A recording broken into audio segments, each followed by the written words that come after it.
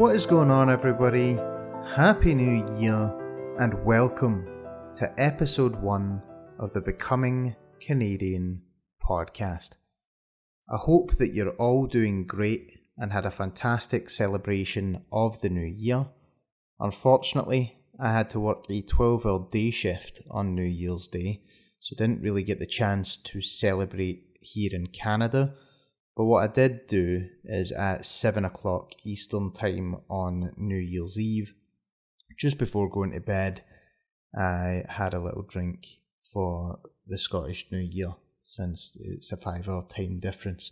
So not the end of the world, but I hope that everyone listening had a much better New Year's Eve than I did, and I hope that you had a fantastic start to 2020.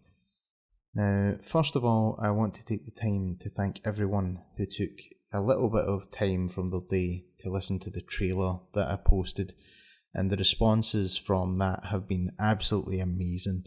Whether you're a family member, a friend, a previous viewer of my live streams, or a brand new listener to my content, I've really enjoyed hearing the feedback on what you would like to see from the podcast in the future. Now, based on your feedback, I am now going to be adding interviews every so often with other people who have also made the move to Canada and find out more about what they have went through and the transitions that they have experienced when moving to Canada. So if you're someone that fits that description and you would like to be interviewed, please don't hesitate to get in touch with me through the social channels, and we can arrange a time and a date in the future in order to record that episode. Now, I will also take this time at the start of the podcast to thank everybody who's followed through those social channels. Now, that is Twitter, Instagram, and Facebook, all available at Becoming CDN Pod. And the podcast is also now available to be listened to on Acast, Apple Music, Spotify, and Google Podcasts. So if you would like to share the podcast with your friends, that would be the options to do so. And I would also like to thank anyone who has already followed and subscribed to the podcast as well. Now, we also have the Discord server, of course, which is available at discord.gg/becomingcanadian, where you can join and talk to myself and other listeners of the podcast about what you would like to see moving forward. And at the time of this recording, I have actually just made a YouTube channel where I will be uploading future episodes from those of you who prefer listening in a video format. Now, for now, it does just have a standard video transition, but in the future, once everything is set up, I would like to record a video format of the podcast and add that in as an additional format to end out all of that sort of stuff. Now, to end all the promotional content, I will also be streaming each and every episode on repeat for the first couple of hours on Mixer at mixer.com/atrocity in order to let my live stream viewers know that an episode is launched. Now, for any of you listening on Mixer, I do hope that some of you will choose to listen to the podcast on other podcasting apps, as it really helps me to track the numbers and all that fun stuff. Now, as I said in the trailer, I do plan on reading out reviews that are left on Apple Podcasts through Facebook, sent to me through Twitter or Instagram, or posted in the Discord server at the start of each podcast. So please feel free to leave a 5-star review if you do feel that I've earned it with this podcast, as it really helps to grow the podcast, build more awareness, and also let me know that you guys are enjoying the content. So now that we have all of that promotional stuff out of the way, as I explained in the trailer, episode 1 is going to be the story of me and what made me decide to make the move towards Canada. Now, I am going to split this up into 2 episodes because I believe that I really just want to try and get into the swing of recording these episodes, and I think splitting it into 2 gives me the best chance to go into episode 3 with a little bit of experience behind me. So now that all of that is out of the way, we're going to go back to BC, before Canada. And at the time I was living in an area of Scotland known as Dundee. Now, Dundee was a strange time in my life, as it had some really good times, but it was also mixed with some extremely bad times. And being from Glasgow myself, I had actually made the decision to move to Dundee in late 2014. In fact, it was actually shortly after the Scottish independence referendum. Now, the Scottish independence referendum was a referendum that seen Scotland choose to remain in the UK. And even now, but especially at the time, Scotland is a country that is really split between the supporters of independence and the Unionists who wanted to remain. And Glasgow, being the divisive country that it is, was kind of a hub for all of that division. For anybody that knows Glasgow as a city, it is a city that's divided by religion, football, soccer for you North American listeners, and pretty much anything else that you can think of. If anybody's seen the Simpsons episode where groundskeeper Willie explains how the Scots are a conscientious people who hate everybody, that pretty much explains Glasgow for somebody growing up there, especially in the area of Glasgow where I was brought up. Now, don't get me wrong, out with that, Glasgow is a beautiful city and we welcome tourists a lot, but for somebody living there, the division in religion and football was something that was very hard to avoid. Now, before I moved to Dundee, I was a manager for a security company, and unfortunately, if I did want to move to Dundee, I was going to have to leave my job and start fresh. So I did. I found a nice flat in Dundee and I started looking for work. First of all, looking in the security industry, as that's where my experience was, but I also started looking for pretty much everything that would get me moving. And eventually, I found a job as a door-to-door fundraiser for a company that worked with a number of charities. And the job is pretty much what it sounds like. It was a job out in the cold, rain, hail or snow, where you would wear a t-shirt for a charity and you would knock doors and ask people if they wanted to support that charity. And as I'm sure you can imagine, that comes with a lot of rejection. For myself, I had always been confident and I made it my mission to succeed in this job. And over 3 months, in my first 3 months there, I had raised over £30,000 for the charities that I worked for. Meanwhile, after work, I would go home, I would play some video games, and I would live stream some gaming content on a website called Twitch. And I loved it. Everything about it. The community, the fun, the interaction. It was all something that I really enjoyed about the platform. And I went from a point where I would do this 2 to 3 days a week, where I was doing it every single day after work. But it paid off.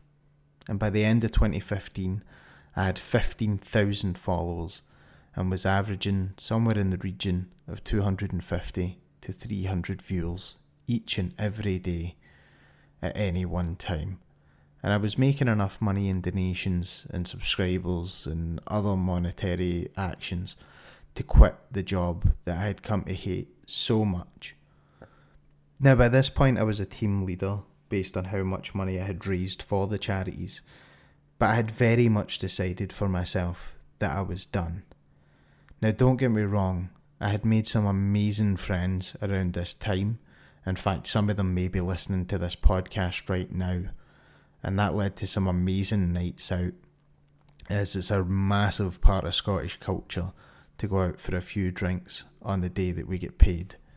And when I say a few drinks, I don't mean 1 or 2, although most of us say that we'll only go for 1 or 2, it normally ends up to be a full-blown night out.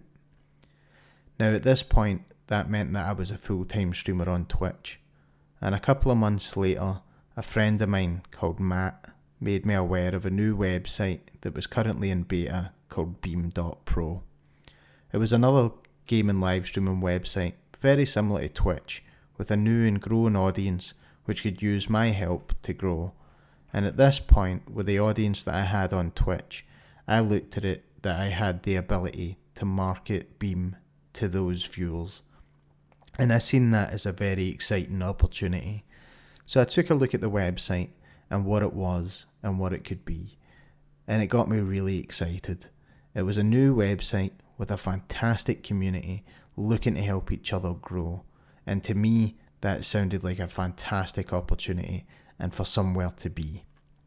So within a few days, I had left my Twitch channel and I decided to dedicate myself as a full-time streamer on Beam. The one problem this had is although I was one of the top streamers on the platform, I was not earning the money that I was before, and I had to supplement my income to help pay bills. And this led me to go back to security to work as a bouncer for a number of bars, nightclubs and casinos in the Dundee, Perth and Aberdeen area at the weekends. Around this time, in October 2016, I applied for what is known in the livestream community as partnership. This is where you team up with the platform that you stream on as a business partner and have additional ways to earn money, such as subscriptions and other monetization options such as advertisements. And during this time, there was a massive growth on Beam as it was discussed after TechCrunch that Microsoft may buy it. Now, one of the streamers that had come over from Twitch also had a community manager who had started to appear in my streams. And over a few months, and having achieved partnership, we would talk in my Discord partnership server. And in March of 2017, she would make me aware that they were planning to have an event in Toronto for September, where a bunch of live streamers would meet up, go drinking, have some fun, and do some touristy stuff. Now, I'd always wanted to visit Canada, so I seen this as the perfect opportunity. So she sent me the link to a Google form, and I filled it out. Now, initially, for me, I just seen this as the potential to go abroad and see a part of the world that I had never seen before. Little did I know that this is where a new friendship would begin. Now, until now, the community manager and myself only knew each other by our online names. Me going by Atrocity and her going by Celtic Knight. And other than that, we knew very little about each other. Although she would argue that she did try to get to know a lot more about me before this point. But nevertheless, we knew very little. When I signed up, I used my real name, as I figured going abroad it made sense that someone knew my real name at least. And I soon received a private message from Celtic Knight that would be the beginning of this friendship. "Hi Ross, I'm Catherine," was the message that I woke up to the next day. And since then, we went from being a community manager and a streamer to friends.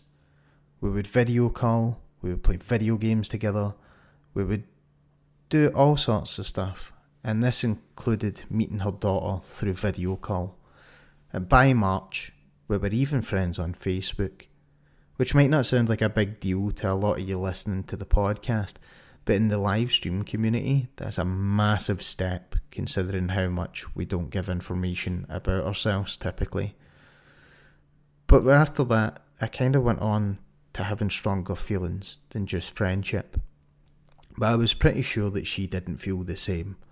So I decided to keep it to myself and just be friendly. But by March, I noticed that our relationship had become a little bit more flirtatious. And I was like, okay, let's keep an eye on this and see what happens. Now by this point, Catherine was working for Beam, which had actually been renamed Mixer because it was bought by Microsoft, like I had spoken earlier about how there was talks of it happening. Now she was working in the UK time zone, even though she lived in Canada, which meant that we could spend a lot of time talking while she was working. And we would talk on average for somewhere between 10 to 12 hours every single day. That would be 8 hours while she was working, the hours that I was streaming, and also a couple of hours in her downtime. Now in June, I was invited to attend a gaming event in my hometown of Glasgow called Insomnia Resonate. A gaming convention over 2 days about gaming, streaming, and afterwards you get a good night out in the pubs and clubs of Glasgow. So I told Catherine that I was planning to attend, and me and one of a friend of both of ours would be going, and I thought that it would be the opportunity to have some fun. Little did I know that Catherine also got the opportunity to come to the event, and we spoke about it for a couple of days, and eventually she booked a flight to come to Scotland in July. We spoke about the details, and we made plans to share an Airbnb between ourselves and one of our other friends, and everything was booked and confirmed within about a week. Now over the next month it would be discovered that we both actually had feelings for each other, but both of us didn't want to take it any further because we weren't sure how we felt and the distance was going to be hard. Now, what we then decided to do was take this not just as an opportunity to meet as friends for the first time, but use this as the potential to be a weekend to decide just how much we actually like each other. Now on that note, I'm going to end episode 1 right at this point. I do want to take the time to thank any of you who have listened this far, and if you want to, please feel free to send me a screenshot of you listening to the podcast on all the social channels or through the Discord.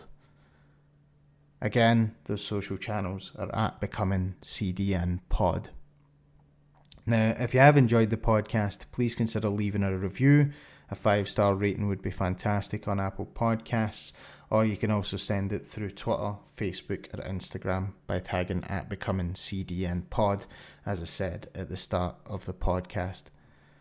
Now I will start reading those out at the start and end of each episode, and that is something that is also coming soon. But I thank everybody for listening today. Have a great rest of your week, and I will speak to you next Tuesday.